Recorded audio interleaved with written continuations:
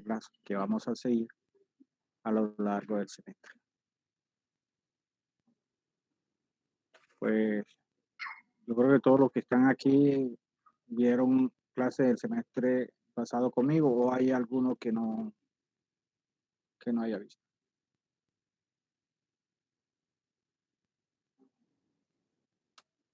Escucho si hay alguno que no haya visto el semestre pasado conmigo.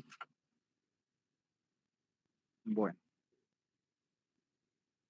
la regla la conocen, ya saben que se reporta una nota del 100%, que esa nota la sacamos de preguntas en clase. Al principio de cada clase vamos a preguntar de la clase anterior. Les recuerdo que es una oportunidad buena para tomar una nota, porque apenas se pregunta de la clase anterior. Es un ejercicio que siempre acostumbro porque permite retroalimentar, repasar la clase anterior. Y es muy valioso hacer aclaraciones, resolver dudas de la clase anterior. Entonces vamos a continuar con eso. Además de esa nota, tomamos los quizzes. Una vez que se termina cada unidad, vamos evaluando cada unidad. Y cualquier otro taller que se presente, aquí vamos nosotros a presentar la audiencia, las audiencias, las dos, porque en este programa vamos a ver las dos audiencias que se llevan en el proceso civil. Ahorita que le empiece a hablarle del programa, pues vamos a hablar de las audiencias. Entonces, en este vamos a presentar esas dos audiencias que va a tener una nota. Va a tener una nota. Y hay un parcial intermedio y hay un examen final. Ahora, ¿cómo vamos a repartir las notas? El examen final le vamos a dar el 40%. El parcial intermedio tiene un 30% y el otro 30% lo tomamos de las de las preguntas en clase, de los quizzes y del taller que hagamos de la audiencia. Yo creo que oigo a todo el mundo silencio, pero me imagino que me están escuchando, ¿verdad? No sé si me están escuchando bien. Sí, profe, lo estamos escuchando.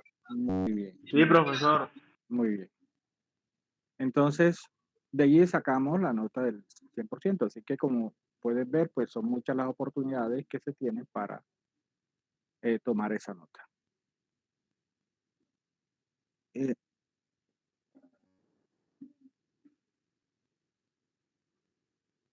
habría que determinar claramente el calendario para establecer los dos tiempos, cuando se hace el parcial intermedio, cuando se hace cuando se hace la audiencia de instrucción y juzgamiento.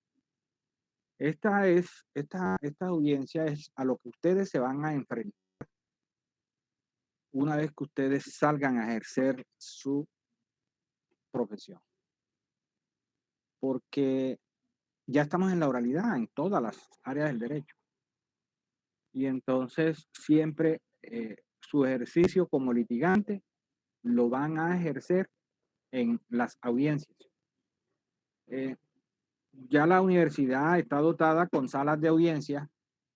Podríamos nosotros, como quiera que ya se está hablando de una posible alternancia en la reunión de docentes que tuvimos con el jefe de departamento, nos habló que hay una propuesta sobre eso. Yo sí le propondría que la audiencia la hiciéramos en forma presencial, porque permite como un mayor aprendizaje y además que una vez que pase esta situación excepcional, en los despachos se va a volver a la audiencia presencial. Ahorita la estamos haciendo virtuales, pero una vez que se pase esta situación excepcional, seguramente vamos a volver a las audiencias presenciales. Es más, en el campo penal se están haciendo presenciales, algunas. Entonces, así que vamos a mirar, voy a hablar con cómo está eso con el jefe de departamento para que podamos hacerla en forma presencial. Porque allí permite, además que aprender el rol que desempeña cada una de los intervinientes en la audiencia, permite la retroalimentación inmediata de ya hacer las correcciones, yo les hago las observaciones, además que los otros compañeros también las hacen. Entonces, sin lugar a duda es mejor. Esa que me han entregado en estos semestres anteriores, pues realmente no da los mismos resultados. Entonces vamos a hacer todo lo posible para hacerlos presencial. Voy a consultar con la jefatura de departamento para ver si ellos dicen que es posible, lo hacemos. Listo. Vamos hasta la universidad para llevar a cabo la audiencia. Bien. ¿Qué decir sobre bueno, ya saben que me gusta una clase interactiva, propositiva, me gusta que participen, que nunca se queden con una inquietud, nunca se queden con una duda, me pueden interrumpir en cualquier momento cuando ustedes no entiendan, yo como voy a dar las explicaciones. Jamás me molesto. Así que si se hacen las observaciones, las peticiones con el debido respeto, pues todo va a estar bien. ¿Listo? Bien. Queda entonces hablar sobre el programa. ¿Qué vamos a ver en Procesal Civil 2? El Procesal Civil 1 pues fue la parte general del Código General del Proceso, y el Procesal Civil 2 está conformado por los diferentes procesos civiles. Por los diferentes procesos civiles. Aquí vamos a mirar cómo se tramita los diferentes procesos civiles. Empezamos, eso sí, la parte primera del programa son las audiencias, cómo se lleva, cómo se desarrolla el proceso en las dos audiencias y cómo se aplica eso a los diferentes procesos que vamos a mirar y que encontramos regulados en el Código General del Proceso. Vamos a ver los procesos declarativos. Ahí en los procesos declarativos hay algunas disposiciones especiales que vamos a mirar, porque el proceso declarativo, en el proceso declarativo están los procesos verbales, y ahí vamos a mirar los diferentes tipos de procesos verbales, porque hay algunas disposiciones especiales: resolución de contrato, proceso de pertenencia o de proscripción adquisitiva, proceso de servidumbre, proceso de restitución de inmueble arrendado, proceso de rendición provocada y espontánea de cuenta. Vamos a mirar todas esas disposiciones especiales que encontramos en el Código General de Procesos respecto a cada uno de estos procesos verbales. Después de los procesos verbales, vamos a ver unos procesos declarativos especiales. Ahí encontramos el proceso de deslinde y amononamiento, encontramos el proceso divisorio, encontramos el proceso de expropiación y encontramos el proceso monitorio. Son 4 declarativos especiales. Y después de los procesos declarativos especiales viene el proceso de ejecución. El proceso de ejecución sumamente importante porque el proceso de ejecución es el más concurrente. Yo diría que se da con una frecuencia de 2 a 1 con respecto a los procesos verbales. Tal vez un poquito más. Mientras ustedes tramitan un proceso verbal, pueden tramitar 2 o 3 procesos de ejecución. Entonces, y es muy importante porque además que el proceso de ejecución es más rápido para su resolución. Vamos a mirar por qué diferencia hay entre el proceso de ejecución y el proceso verbal. Todo eso lo vamos a aprender aquí. Entonces, hay que ver cómo el calendario escolar, porque yo creo que se divide, creo que vamos hasta el 20 de diciembre y después retomamos por allá el 11 y después no sé hasta qué día vamos. ¿Alguien tiene esa fecha el 11 de enero? Bien, de eso lo buscamos después entonces para ajustar eso. Hasta el 20 de febrero. Hasta el 20 de febrero, o sea, tendríamos mes y medio después, listo. Mes y 10 días, más o menos. Bien, o sea que sí nos da para hacer la audiencia inicial más o menos al principio de diciembre, finales de noviembre, principio de diciembre, la audiencia inicial y la otra audiencia de introducción y juzgamiento la podríamos ver por allá a finales de febrero o a mediados de febrero. Podríamos hacer. Y como para ganar tiempo podríamos, si nos permiten asistir a la sala de audiencia, podríamos hacerlo, concentrarla todas en un día. Porque los grupos, tienen que salir grupos de 5 o 6.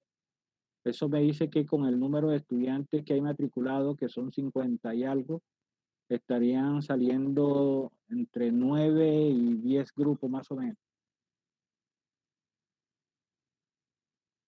Podríamos hacerlo, tomamos un día, un sábado para hacerlo, para que podamos adelantar el programa.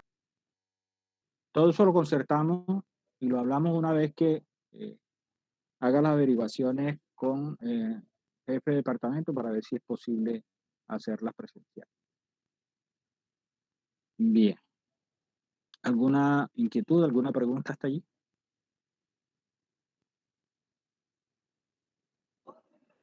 No. Bien, vamos a hablar entonces, a entrar en materia para adelantar. Vamos a hablar de el proceso declarativo, que es el primero que vamos a mirar. Proceso declarativo. Y en el proceso declarativo encontramos el proceso verbal.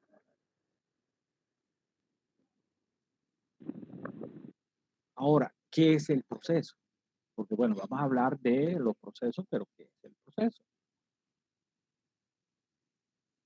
¿Qué piensan ustedes que es el proceso? Quiero escuchar, padre.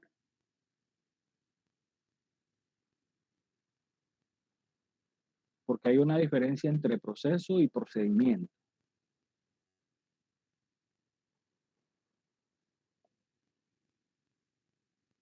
Ahora, proceso en términos generales, una ascensión lata, y después aterrizado a lo jurídico.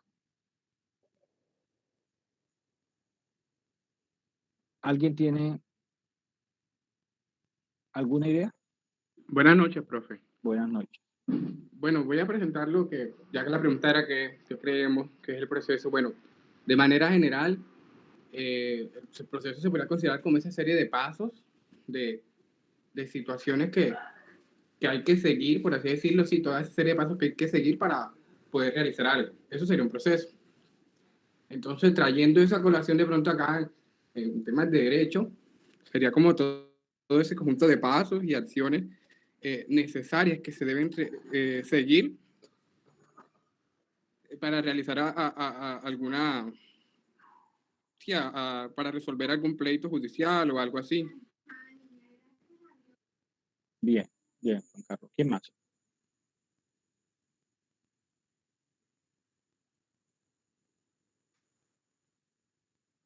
¿Quién más? Vamos, lo que se les ocurra. Profe, yo diría que el Sí. proceso es como un plan, ¿no? Es como unas actividades que uno tiene ya planificadas y que uno tiene que seguir es como ese plan, ¿sí me entiende? Ese es el proceso, lo que yo entiendo de proceso. Ujú. En términos generales.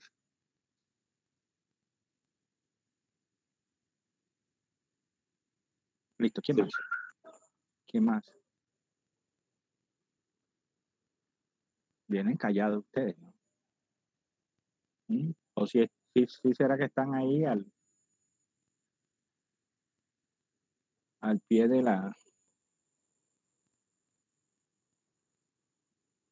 su computadora, de su dispositivo, o solamente estarán conectados. Sí, profe, sino que yo creo que lo que han dicho los compañeros es básicamente lo que pensamos de lo que es un proceso en forma general.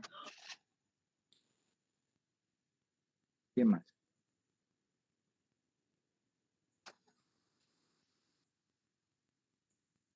Bien. A ver, Profesor y compañero, Sí. yo creo que el proceso son las herramientas que utilizas para determinado fin. Y en el derecho el proceso viene siendo un ejemplo de ello, es la demanda. Para mí, una herramienta que te permite hacer valer uno de tus derechos o varios. Tú asimilas proceso a demanda. María Daniel, o sea que para ti demanda es lo mismo que proceso, o proceso es lo mismo que demanda. No, ya que Profe, mi concepto vi que era una herramienta, entonces simplemente lo ejemplifiqué, porque es como un medio que te ayuda a cumplir un fin. Que en este caso, bueno, es hacer valer su derecho. Profe, como usted dijo que proceso no es lo mismo que procedimiento, pues yo digo que la demanda es más como un procedimiento, ¿no? Pues porque ya pues busca obtener un mismo resultado, ligarlo a buscar un fin con sus derechos. Entonces yo digo que es más como un procedimiento. Ya. Bueno, pero ustedes vieron procedimiento 1 conmigo y allá vimos lo que era demanda. Y allá dijimos que la demanda es el acto introductorio del proceso. La demanda es el inicio del proceso. ¿Listo? Y que se convierte en proceso cuando se traba la relación jurídico-procesal, ¿se acuerda? Claro. En términos lato, en términos generales, no aplicado a lo jurídico, pues proceso sí es, más o menos lo que dijo Juan Carlos, es una serie concatenada de pasos, de hechos, donde se aplica un método. En términos generales, donde se aplica un método. No voy a hablar de un proceso si no está un método preestablecido para seguir esa serie de pasos, para llegar a un resultado. ¿Listo? Jurídicamente, entonces, tenemos el proceso y lo que hizo María Daniela, sí, eso es cierto, es una herramienta porque el proceso es instrumental, el proceso es la forma o la serie de pasos enmarcadas en la ley, porque yo les dije que íbamos a ver los diferentes procesos y cada de esos procesos tienen unas regulaciones especiales. Cada uno de esos procesos que yo les señalé ahorita, tiene una serie de pasos establecidos, preestablecidos en la ley, para llegar a una conclusión que es la sentencia. ¿Sí? Entonces, y esa serie de pasos que conforman ese proceso es el procedimiento. El proceso está conformado por una serie de pasos preestablecidos en la ley. Y esa serie de pasos es lo que conforma el procedimiento. ¿Sí? Bien. Entonces, eso es lo que nos permite, porque nosotros vamos a mirar aquí Cuando vieron ustedes teoría general del proceso y procedimiento, allá pues miraron cómo se inicia,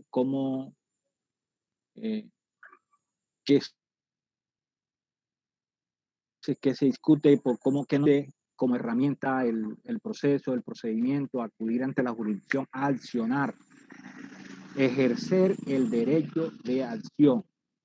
Porque acuérdense que el procedimiento, como parte del derecho procesal, es lo que nos permite accionar para pedir la protección o declaración de un derecho. ¿Listo? La finalidad del derecho procesal es hacer efectivos los derechos contenidos en la norma sustancial o regulados por la norma sustancial. Esa es la finalidad del derecho procesal. ¿Listo? ¿Y lo ejercemos a través de qué? Del proceso, que es lo que vamos a ver ahora nosotros, los diferentes procesos que tenemos para hacer efectivos esos derechos contenidos en la norma sustancial. Ahora vamos a mirar entonces si yo tengo un derecho discutido o si yo tengo un derecho que se me desconoce o que se me amenaza, entonces a través de qué proceso, ya sabemos que tenemos que accionar, pero a través de qué proceso lo vamos a hacer. Ya ustedes saben cómo encontrar al juez competente, ya ustedes saben determinar la cuantía, ya ustedes saben determinar el juez de dónde, ya saben sobre la capacidad de las partes, ya saben cómo alegar una nulidad, o sea, todo eso que vimos, cómo se presenta una demanda, ¿listo? Entonces, con esa demanda, damos inicio a el proceso, a los diferentes procesos que vamos a ver en este curso. Eso es lo que vamos a ver. Bien. Habría que hacer una diferenciación entre lo que era el proceso escrito y lo que es el proceso ahora verbal. Cuando hablamos del proceso declarativo y en él el proceso verbal, resulta que antes, este proceso es el 3. Antes teníamos un proceso ordinario, teníamos un proceso abreviado y teníamos un proceso verbal. Eran 3 procedimientos diferentes. 3 procedimientos diferentes. El Código General del Proceso, ¿qué hace? Los agrupa. El ordinario, el abreviado y el verbal los agrupa en uno solo y sale el proceso verbal. Verbal desde el punto de vista que es oral, se tramita en audiencia. ¿Pero es completamente verbal? No, realmente no tenemos una oralidad plena.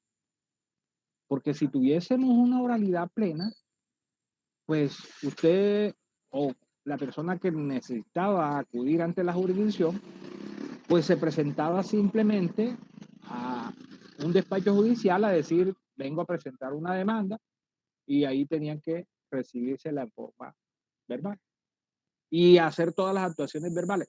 Hay partes que es imposible hacerla de esa forma. Entonces, por eso es un proceso mixto donde la primera parte es escrita hasta que se notifica la parte demandada, propone las exenciones, su defensa, se le da traslado a la parte demandante de esa defensa que presenta la parte demandada, y entonces después sí se convoca a las audiencias. Esas audiencias las vamos a aplicar en el proceso verbal, las 2 audiencias que le voy a hablar, una es la inicial y la otra de instrucción y juzgamiento, y algunas veces en los procesos de ejecución, algunas veces porque a ver, cuando en el proceso de ejecución no se proponen exenciones, pues no hay audiencia. Hay audiencia cuando se proponen excepciones, entonces no siempre en el proceso de ejecución va a haber audiencia. Y los procesos declarativos especiales que yo le hablé, allí, como son declarativos especiales, algunas veces tienen viendo el derrotero, el rumbo que tome el proceso, y otras veces no hay audiencia, pero tienen una audiencia especial para ese proceso porque son declarativos especiales. Por decirles un ejemplo, un proceso de expropiación, que es un declarativo especial. Se notifica la parte demandada. La parte demandada no se opone.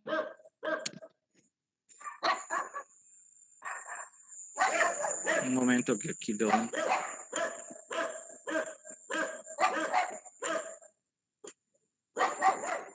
Aquí hay un parque enfrente y eso sacan a pasear los perros, y cuando pasa alguien, mejor dicho, se forman sonidos. Les hablaba, el proceso de expropiación, por ejemplo, para significarle que a veces hay audiencia, a veces no hay audiencia. Si en el proceso de ejecución no se discute el valor de la indemnización que se da por el proceso por el bien expropiado, pues entonces no hay audiencia. El juez saca una sentencia escrita y listo. Y ordena el pago a que hayan presentado en el dictamen las partes y listo. Si se da discusión con respecto a la indemnización, entonces el juez convoca una audiencia.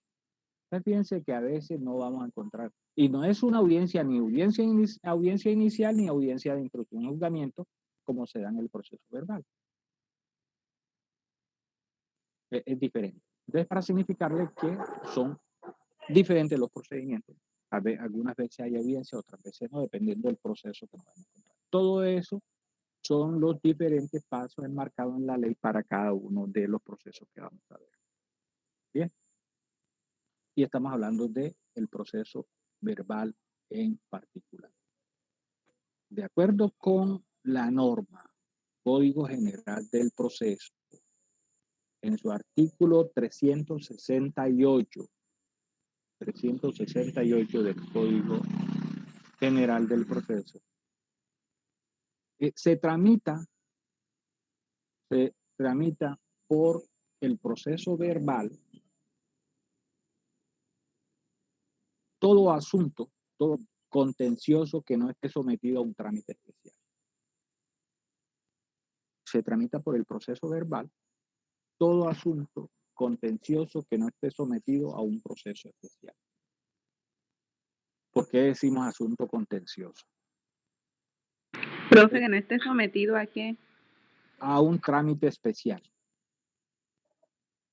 Porque fíjate que después hablamos del proceso declarativos especiales, del proceso de ejecución. Esta es una definición que estaba antes para el proceso ordinario, pero yo acabo de decirle que eso fue en el código anterior, código procedimiento anterior. En este código, ¿qué hizo el legislador? Tomó el proceso ordinario, el proceso abreviado, el proceso verbal y lo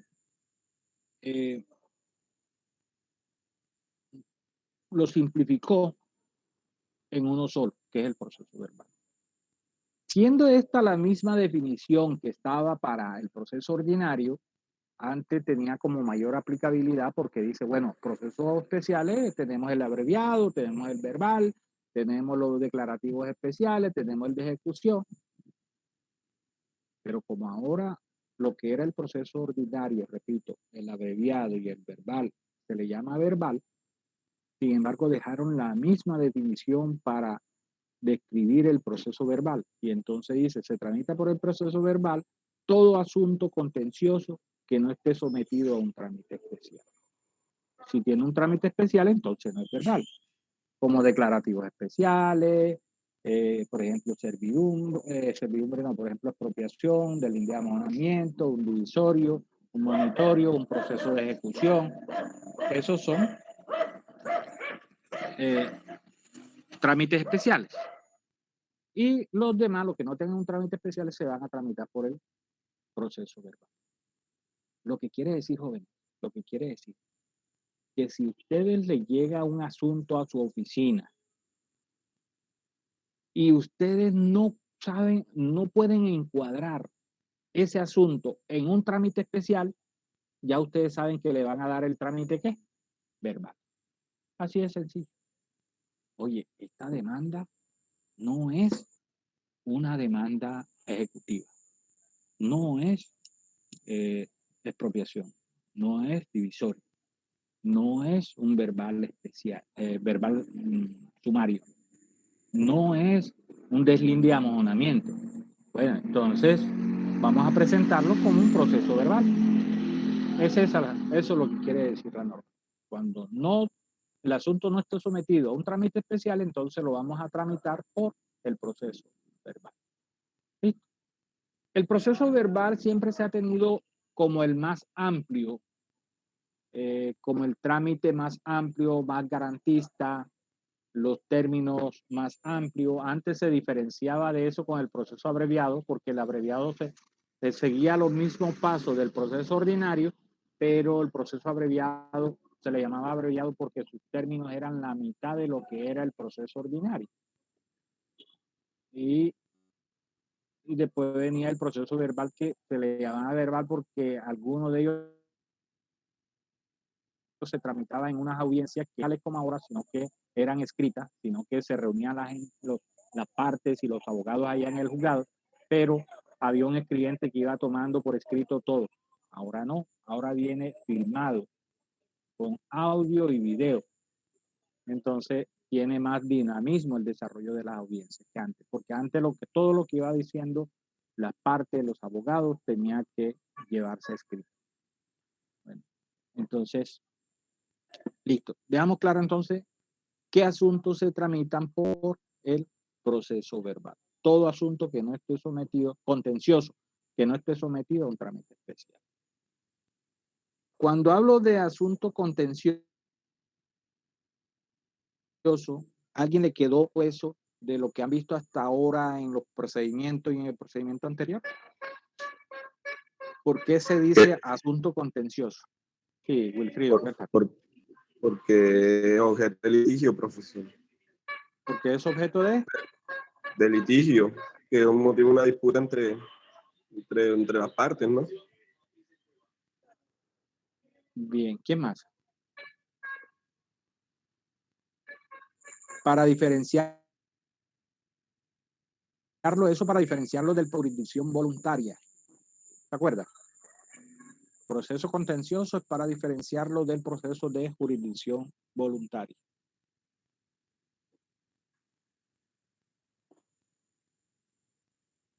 ¿Qué diferencia un proceso contencioso de un proceso de jurisdicción voluntaria? ¿Nadie sabe? En el voluntario no hay un conflicto entre las partes, sino, por ejemplo, yo quiero cambiarme el nombre y hago el procedimiento. En cambio, en el contencioso, como mencionaba el compañero Wilfrido, están las partes y hay están en objeto de litigio, de confrontación. María Daniela, básicamente es eso. El proceso de jurisdicción voluntaria, las partes que concurren a la jurisdicción, sus pretensiones van en una sola dirección.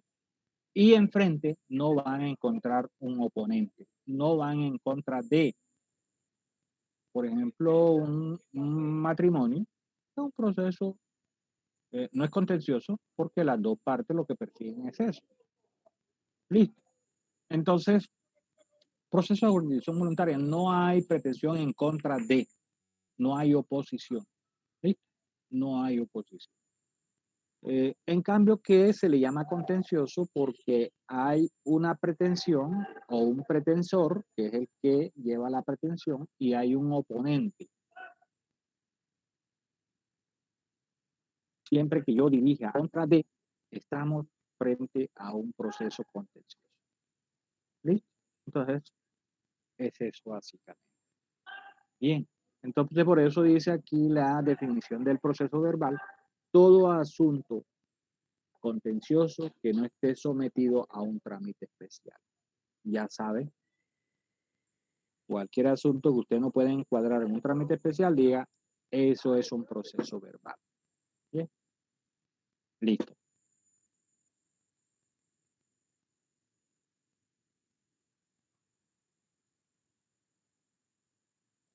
En este, una vez que se notifica la parte demandada, se le da un traslado por el término de 20 días. Es el término más amplio que vamos a encontrar en cuanto al traslado para que la parte demandada presente su defensa.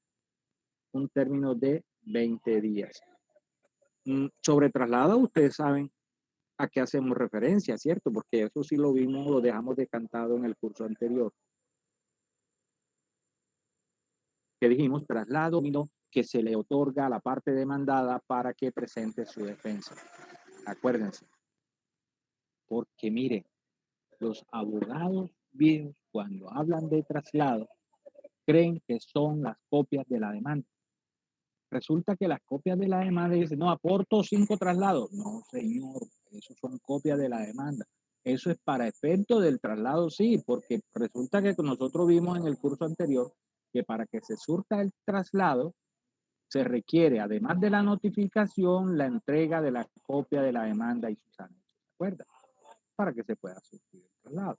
Entonces, es eso. ¿Listo? Es eso. Traslado entonces es el término, por eso acá marca que el traslado es de 20 días. Eso no está diciendo nosotros que traslado es término, tiempo que se le otorga a la parte demandada para que ejerza su defensa. Y en el proceso verbal, ese traslado que tiene la parte demandada es de 20 días. De 20 días. Bueno. Cuando se notifica a la parte demandada, dentro de esos 20 días, la parte demandada puede presentar su defensa. Si se le otorga ese término, puede presentar su defensa. Dentro de esa defensa, ¿se acuerdan que cuando vimos defensa en el curso anterior, puede presentar la defensa de diferentes formas? Contestar la demanda, presentar exenciones, tanto previas como de mérito, tachar de falso los documentos, presentar demanda de reconvención, ¿de acuerdo? Todas esas son formas de defensa que la parte puede presentar. Cuando presenta exenciones en el proceso verbal, exenciones de mérito, oigan esto, exenciones de mérito, porque las exenciones previas ya las vimos por allá en el semestre pasado, su trámite, que son taxativas, que cómo se le da traslado, que siempre es por fijación en lista y por 3 días. Acá estamos hablando en el proceso verbal, cuando se presentan exenciones de mérito. ¿Quién presenta las exenciones de mérito en un proceso? ¿Quién presenta las exenciones en un proceso? ¿Quién me recuerda? La parte demandada. El demandado. Claro, la parte demandada. Cuando el demandado presenta exenciones de mérito en el proceso verbal, entonces, como eso es un ataque a la pretensión como medio de defensa que tiene el demandado, entonces hay que darle la oportunidad ahora al demandante para que se defienda, y por eso la norma dice que se le corre traslado. Miren eso, traslado. ¿Qué es traslado? Un término, un tiempo, por 5 días. Por 5 días, para que ahora el demandante se defienda del ataque que le está presentando la parte demandada. Y tiene 5 días. En el proceso verbal se le da 5 días y ese traslado, ¿cómo se surte? Por fijación en lista, de acuerdo con el artículo 110. Acuérdense, eso sí lo vimos nosotros en el semestre pasado, el artículo 110, cómo es la fijación en lista, que se fija por un día en la cartelera del juzgado, y entonces corre a partir del día siguiente. Es decir, en este caso, los 5 días le corre a la parte demandante para que a él ahora se defienda del ataque o de la defensa, mejor, que está presentando la parte demandada. En esos 5 días se convierte en una nueva oportunidad, una oportunidad adicional que tiene el demandante para pedir pruebas, para poder pedir pruebas sobre los hechos en que se fundan ¿qué? Las excepciones de mérito. Porque yo presento una demanda, ¿verdad? Cuando notifican al demandado, el demandado me presenta excepciones, es decir, me está contraatacando. Pero él tiene que fundamentar esas excepciones en unos hechos. Cuando él fundamenta esas excepciones en unos hechos, entonces ahora yo puedo pedir pruebas para contraatacar, contrarrestar, para desvirtuar esos hechos que él está presentando, ¿sí? En el que está basando sus excepciones. Profe, podría como ponerlo como en un ejemplo para entenderlo de mejor manera, que es que no logro entender bien. Listo, no hay problema, tranquilo. Vamos a hacer. Vamos a imaginarnos, como estamos en el proceso verbal, vamos a imaginarnos un proceso verbal de responsabilidad civil extracontractual por accidente de tránsito, por ejemplo. Listo. Yo presento la demanda en contra de el señor X o la señora Y porque considero que me debe indemnizar por los perjuicios que me haya causado. ¿Sí? Bien, cuando yo notifico a la parte demandada, al señor X, el señor X a través de su abogado, que eso sí tienen que tener derecho de postulación, ya eso ustedes lo saben, el señor X presenta excepciones de mérito y dice, señor juez, presento la excepción de mérito de culpa exclusiva de la víctima o de culpa de un tercero o de fuerza mayor o caso fortuito. Cualquiera de esos. Tomemos culpa exclusiva de la víctima. Señor juez, yo propongo la excepción de culpa exclusiva de la víctima porque fue este señor el que desconoció el semáforo que estaba en rojo y él se voló el semáforo y claro, yo iba por mi vía y fue lo que ocasionó el accidente. Culpa exclusiva de la víctima, así que a mí me exonera de responsabilidad. Ahí estoy proponiendo una excepción. Y ahí esa excepción yo la estoy basando en unos hechos. Estoy diciendo, mire, este señor, el demandado, fue el que tuvo la culpa porque él fue el que se atravesó, el que se llevó, el que se voló el semáforo y por eso se originó y por eso se originó el accidente. ¿Listo? Es una excepción. De esa excepción, ahora me dan traslado a mí, como la propuso el demandado, ahora me da traslado a mí. ¿Cuánto traslado me da? 5 días. ¿Cómo se presenta? Por fijación en lista. Me dan 5 días. Ahora yo, como él está diciendo que fue culpa mía, culpa exclusiva mía, ahora yo puedo pedir pruebas para desvirtuar que yo no tuve la culpa. ¿Listo? ¿Qué voy a pedir? Hombre, si hay cámara, miremos entonces qué dicen las cámaras en el momento en que se da el accidente para ver cuál era el semáforo que estaba en rojo y cuál es que estaba en verde. Además que tengo unos testigos aquí que estaban en el momento del accidente, entonces pido que se escuchen estas pruebas, que se reciban estas pruebas. Eso es. ¿Sí ven? Esa es la dinámica que les estoy dando aquí. Aquí lo que estoy diciéndole es, bueno, mire, cuando el demandado se notifica y él propone excepciones de mérito, que es un ataque a la pretensión, porque eso sí lo saben ustedes, yo se lo dije en el centro pasado. Entonces, ahora le damos la oportunidad al demandante a través de un traslado por 5 días, por fijación en lista, para que él pida ahora las pruebas para desvirtuar los hechos, eso que está diciendo el demandado para defenderse. ¿Sí estamos?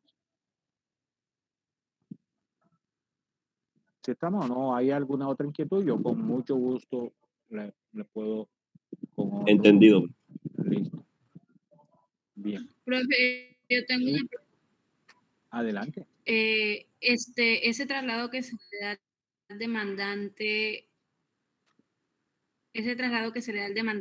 solo se le da cuando el demandado propone exenciones de mérito, únicamente. Así es. Para ese efecto, sí. Ahora, porque si propone exenciones previas, ¿te acuerdas que ese es otro trámite que tiene un trámite especial?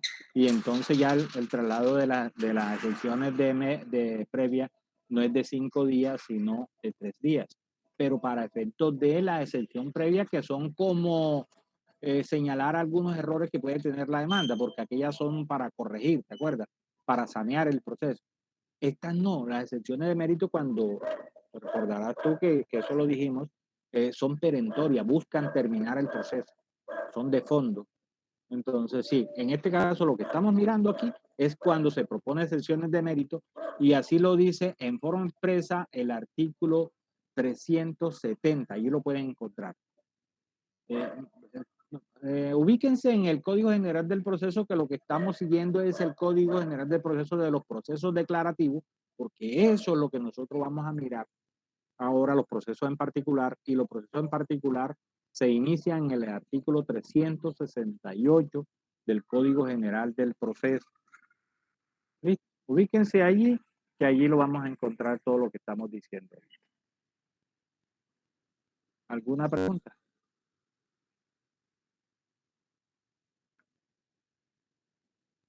El título del Código General del Proceso es el proceso verbal como una especie de proceso declarativo, de los procesos declarativos. ¿Alguna otra inquietud?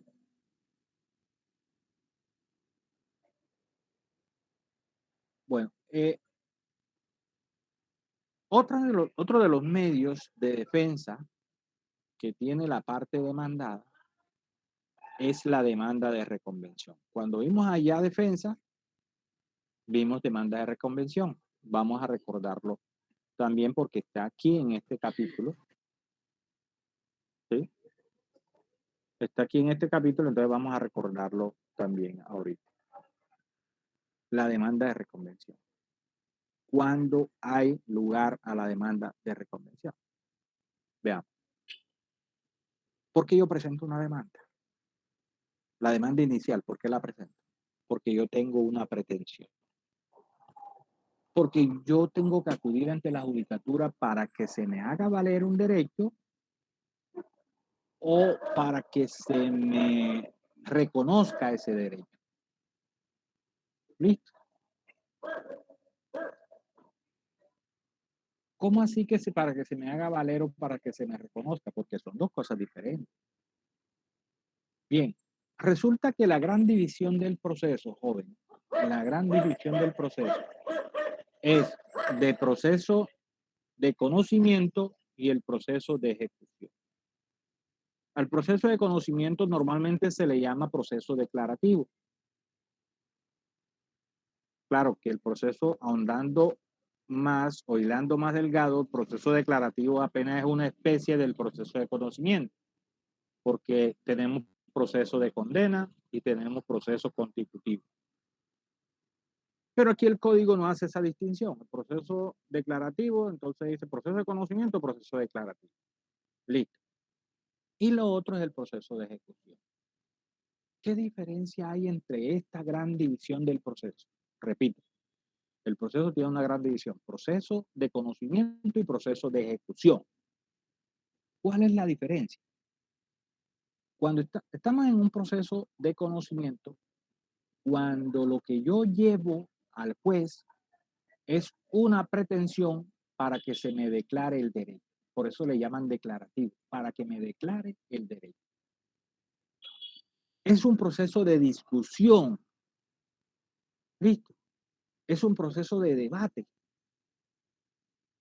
Para que después de ese debate probatorio, que el demandante presente las pruebas, el demandado presente las suyas, el juez valora en la sentencia y toma una decisión y decide si le concede a usted el derecho o se lo niega. de acuerdo con las pruebas que usted haya aportado. Por eso se le llama proceso declarativo, de conocimiento, porque es de discusión, de debate probatorio. Entonces, fíjense que en la pretensión yo no llevo un derecho. En la pretensión yo llevo es una petición para que el juez me declare el derecho.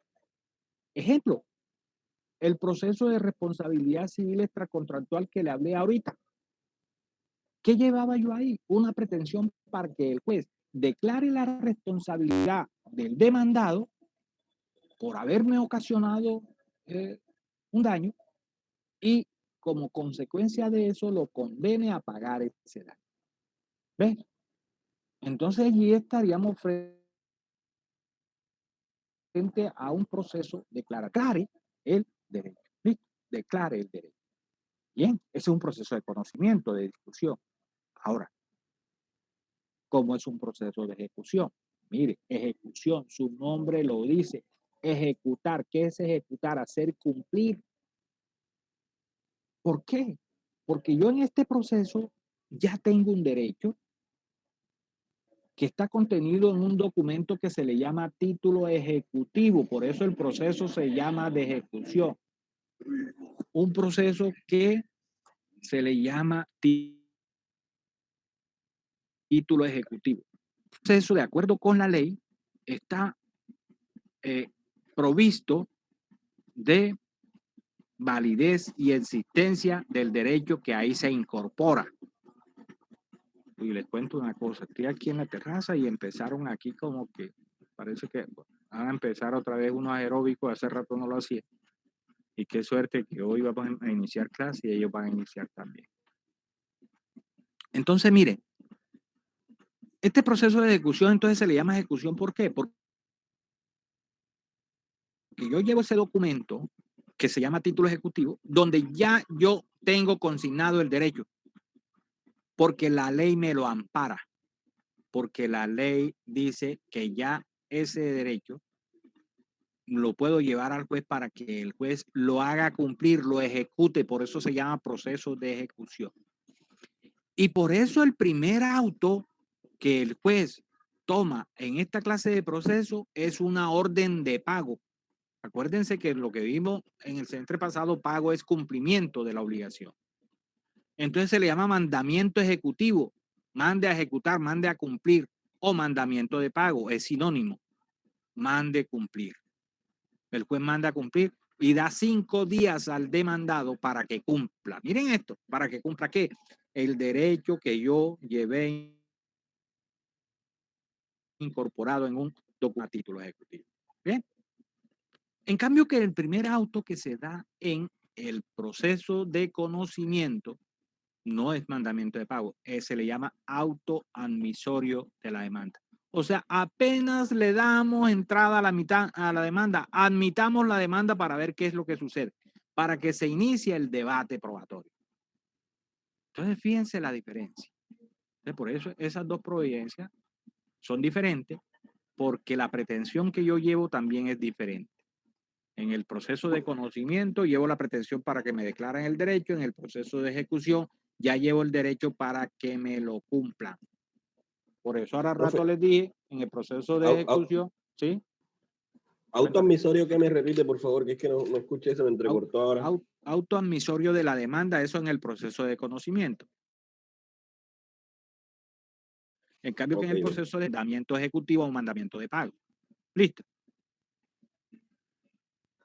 Preguntas, inquietudes. Bien.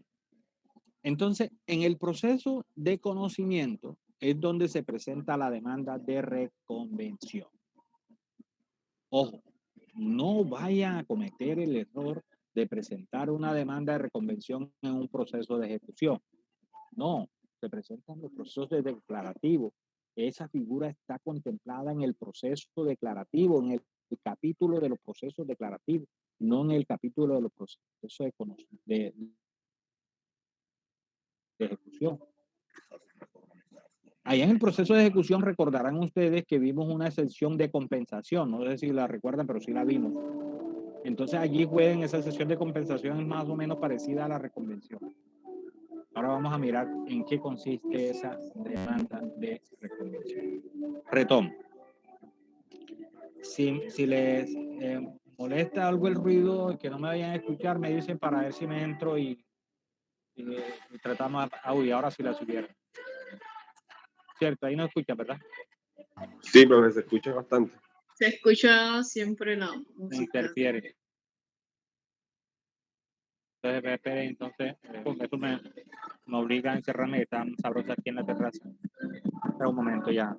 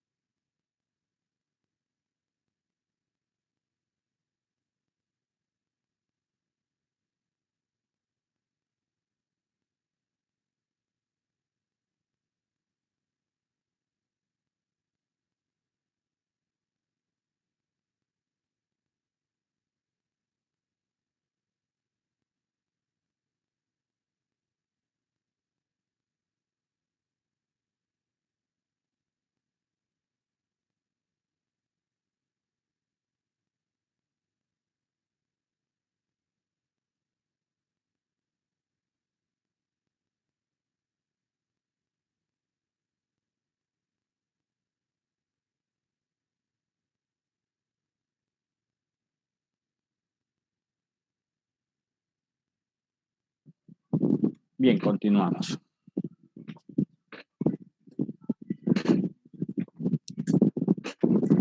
Estamos hablando entonces de la demanda de reconvención. No, se escucha un poco. Hay como que está Bien, pero parece. Sí, debe ser el momento.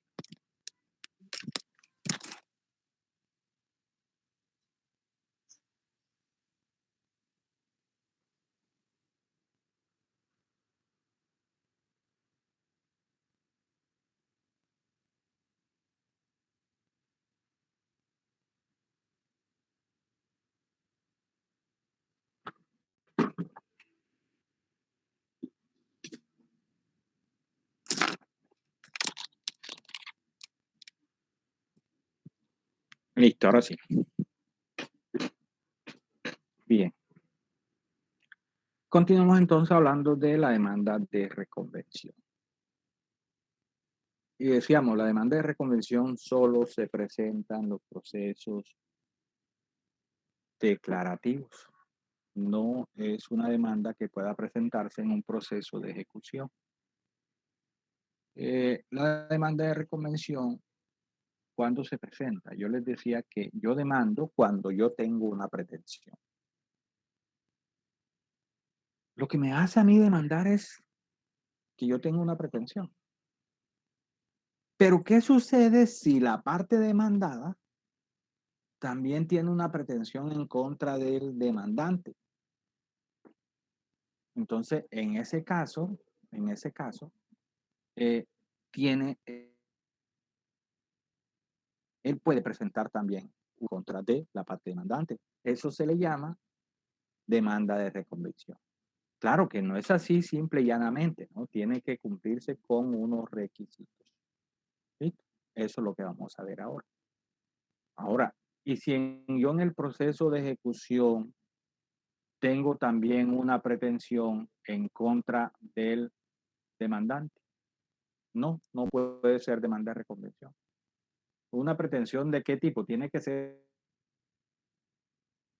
también de tipo ejecutivo, pero aun cuando tenga de tipo ejecutivo, no puedo presentar una demanda de reconvención, sino que lo que presento es una exención de compensación. ¿Listo? Una exención de compensación, que es lo similar a la demanda de reconvención en el proceso declarativo. Bien, ¿cuáles son esos requisitos? La norma me lo dice.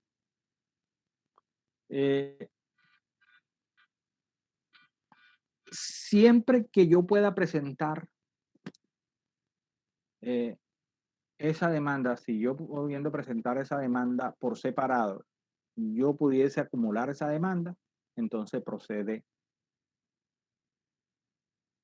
la reconvención. Dos requisitos esenciales. Primero, que sea de competencia del mismo juez. Que sea de competencia del mismo juez. O sea que si yo tengo una demanda declarativa en contra de X, del señor X, un proceso ante el juez civil, y cuando demando el señor X dice, pero es que yo tengo también una pretensión en contra de, pero es una pretensión laboral. ¿Puedo presentar reconvención? No puedo. No puedo. Porque la competencia no es del mismo juez. ¿Sí? Porque dice, el primer requisito dice que sea de competencia del mismo juez. Y no tenga que tramitarse por un procedimiento especial. No tenga que dársele un trámite especial.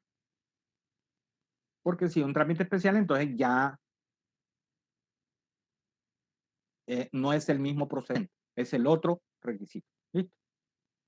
Dos requisitos, que sea de competencia del mismo juez y que se pueda tramitar por el mismo procedimiento, que no corresponda a un trámite especial. Es decir, que sea también que verbal. Si es de competencia del mismo juez y es un trámite verbal, entonces podemos presentar la demanda de reconvención. Dos requisitos, básicamente. ¿Dónde vieron ustedes esos requisitos? ¿Dónde lo recuerdan? ¿Dónde recuerdan esos requisitos? ¿Para acumular qué? La Pretensión. pretensión. Claro, para acumular pretensiones. Solo falta uno, que no sean excluyentes, pero acá sí van a ser excluyentes porque las partes son contrarias. Entonces, ese no podría ser un requisito acá. Claro que van a ser excluyentes. ¿Listo? Porque las partes son contrarias. Bien.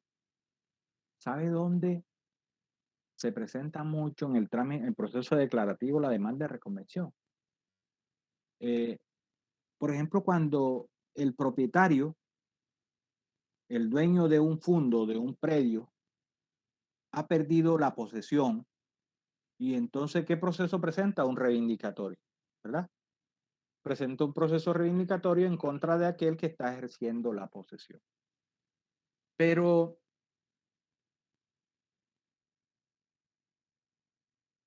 Cuando el abogado del que tiene la posesión le pregunta, oye, ¿sí, tú sí tienes la posesión de ese bien? Y yo, sí, claro, sí la tengo.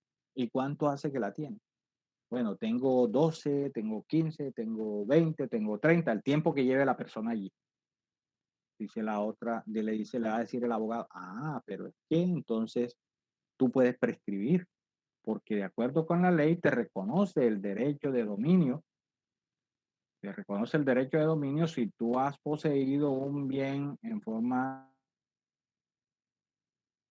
pacífica y pública por más de 10 años, por 10 años o más. Eso quiere decir que tú tienes una pretensión también. ¿De cuál? De prescripción adquisitiva. Yo tendría una pretensión de prescripción adquisitiva. Entonces, en los procesos reivindicatorios se puede dar la demanda de reconvención de prescripción adquisitiva, porque ya la otra parte tiene una pretensión también. O lo contrario, cuando el que inicia el proceso es el poseedor de pertenencia y tienen que demandar al propietario, porque es el que tiene que comparecer, porque es el que tiene el derecho de propiedad. Entonces, viene él, puede presentar la demanda de reconvención en reivindicación. ¿Sabe dónde se da también la demanda de reconvención? En el divorcio. De los procesos, porque estos son verbales sumarios, los divorcios, proceso verbal sumario.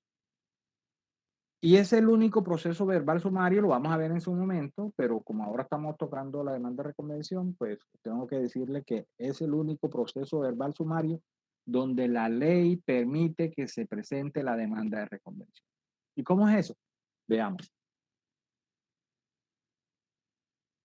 Para presentar el proceso de el demandante debe tener a su favor una causal, ¿cierto? A menos que se dé por mutuo consentimiento, bueno, listo, entonces ya no hay que aducir a una causal.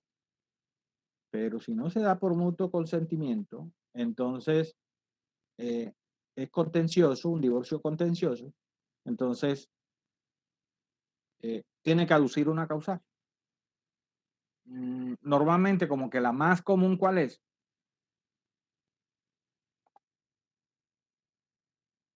¿Cuál es? Infidelidad. Común es Infidelidad. infidelidad. Así es, esa es la que más se presenta. Bueno, la mujer, vamos a suponer que el infiel fue el hombre. La mujer es la que presenta la demanda de reconvención, la demanda de divorcio. Cuando el abogado interroga al marido, pues que va a apoderar, que busca al abogado, él puede aceptar la causal y dice sí, porque hay hijos extramatrimoniales y cosas tal. Pero es que ella tampoco también tiene una causal, ha incurrido en una causal porque ella no cumplía con sus deberes conyugales, por ejemplo. Porque, oye esto, en el matrimonio hay deberes tanto para el hombre como para la mujer, no son solo para el hombre. Uno de los deberes es la convivencia. Uno de los deberes es la cohabitación. El débito conyugal, le llaman los doctrinantes, el débito conyugal. O sea, que si usted se va a casar, no es que no, sí tiene que cumplir con el débito conyugal. Dejó de cumplir con eso, está incurriendo en una causal de divorcio. Claro, el abogado se le va a decir, pero es que entonces tú tienes también una causal y entonces tenemos que presentar la demanda de reconvención. Pero dirán ustedes ahora, pero ¿para qué vamos a presentar la demanda de reconvención luego entonces, si ella lo que está persiguiendo es el divorcio y ya tiene una causal, para que yo voy a presentar otra causal para que también ratificar el divorcio? Porque sería para lo mismo. No, resulta que sí, desembocan lo mismo en el divorcio, pero resulta que la ley establece las cargas en contra de la persona culpable de la causal de divorcio. Las cargas van para ella. En cambio que si usted es abogado, piensa de otra forma y dice, espere, como si te prueban la causal, tú eres el que va con las cargas, entonces vamos nosotros a probar también que teníamos una causal en reconvención para equiparar, para igualar las cargas. y se presenta la demanda de reconvención. Si tiene la demanda, usted tiene la causal, también preséntela, porque eso va en favor de su cliente. ¿Listo? Bien. Esa es, en 2 ejemplos, la demanda de reconvención. La demanda de reconvención tiene todos los requisitos de cualquier demanda, de la demanda inicial. Todos los requisitos. Eso que nosotros estudiamos como requisito de la demanda, tiene que usted que cumplir con todo, la competencia, la parte, la capacidad, las pretensiones, los hechos, las pruebas, y va a pedir indemnización también el juramento estimatorio, la cuantía cuando sea necesaria, todo, las direcciones, todo. ¿Listo? Demanda de reconvención, ¿cuándo se presenta? ¿En qué momento se presenta? Se presenta dentro del término de traslado. Oigan esto, como estamos en el proceso verbal, el término de traslado ya ustedes saben que es de 20 días, se presenta dentro del término de traslado.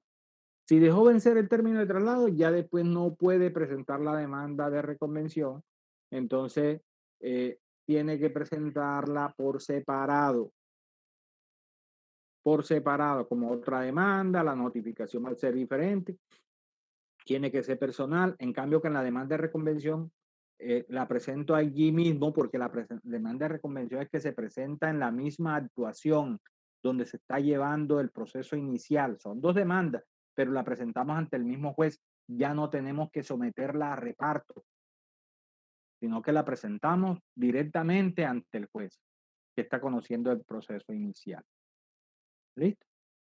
Y entonces él la va a estudiar, ¿sí? La admite o no, porque también permite que se pueda inadmitir, que se pueda rechazar todo ese estudio de legalidad y de admisión, lo va a hacer. ¿Listo? Si la admite, ¿cómo se notifica esta demanda de reconvención? Se notifica por estado, o sea, yo no tengo que notificarla personalmente, porque como ya se estaba tramitando el proceso inicial y ahora la estoy presentando en contra del demandante, él ya conoce el proceso y entonces por eso no hay que hacer una notificación personal, sino que se hace una notificación por estado. ¿Listo? El traslado es el mismo de la demanda inicial. Es el mismo de la demanda inicial. ¿Listo?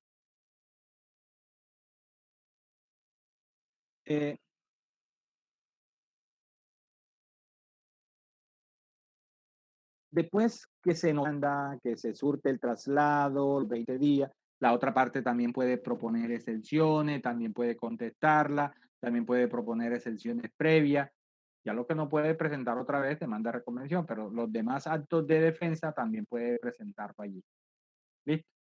Una vez que ya se notifica, entonces esa demanda se tramitan en forma conjunta. Se tramitan en forma conjunta, van paralelas. No es la misma, no se convierte en la misma. O sea, cada demanda lleva su pretensión. Cada demanda va a requerir de sus propias pruebas, pero se tramitan en forma conjunta, en la misma oportunidad. ¿Listo? Si hay audiencia, hay una sola audiencia para las dos, o una audiencia inicial. Si hay audiencia de instrucción y juzgamiento, hay una sola audiencia. ¿Listo?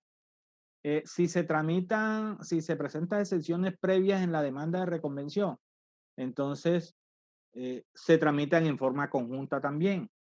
Se le da un solo traslado de esas demandas. ¿Listo?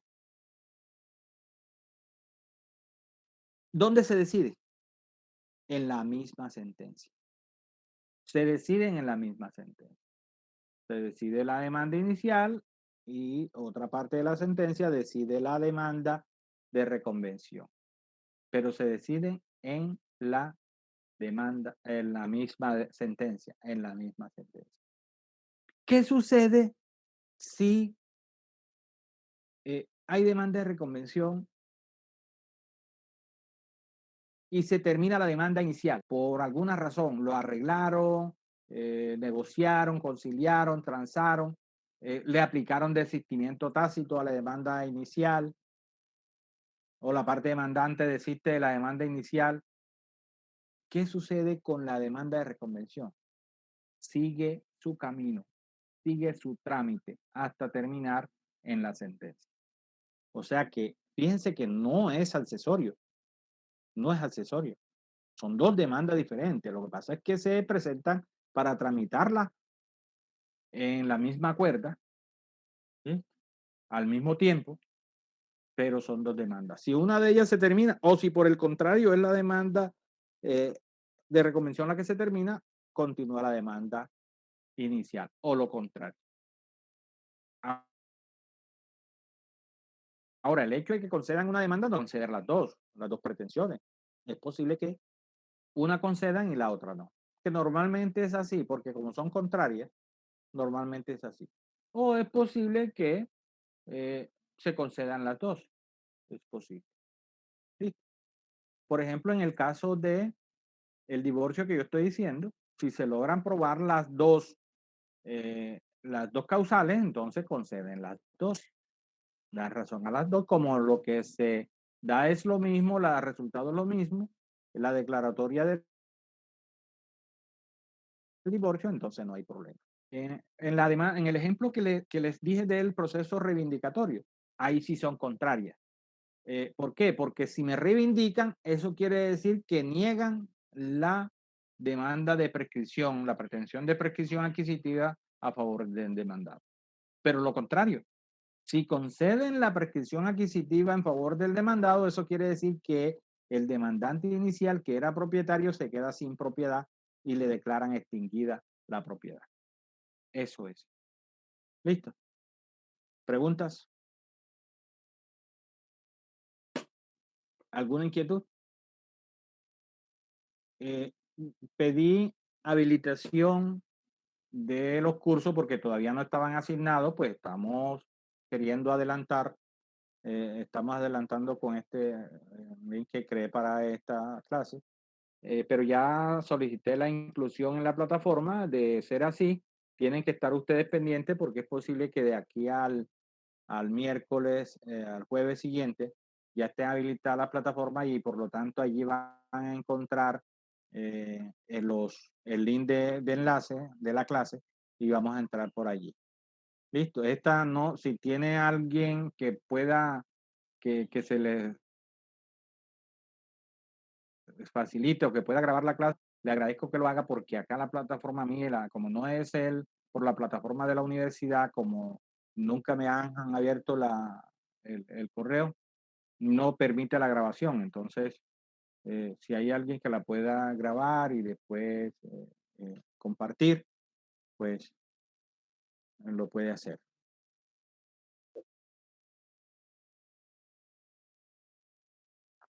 Ah, pero mire, claro, aquí está Andrea, pues que tiene esos buenos oficios con nosotros. Entonces, listo. Por hoy entonces dejamos aquí. En la próxima clase ya empezamos con los de las audiencias, si no hay inquietud. También es que ya en la próxima clase ya debo tener consolidados de la lista, de los listados, y entonces vamos a empezar a llamar a lista y a llamar para que nos hablen de esta clase, y pues, empezar a tomar las notas, porque este semestre se va súper rapidito. Ya estamos a mes y medio del 20, o menos, ¿verdad? Menos. No, a 2 meses y algo. Entonces hay que empezar a tomar las notas. ¿Listo? Listo, profe. Bueno, pues que tengan buena noche, podemos dejar ahí. Tenga buena noche, profesor y compañeros. Gracias, igualmente. Profe, gracias. Bueno, con mucho gusto. Oh. Gracias, profe. Bueno, chao. Gracias, profe. Con mucho gusto.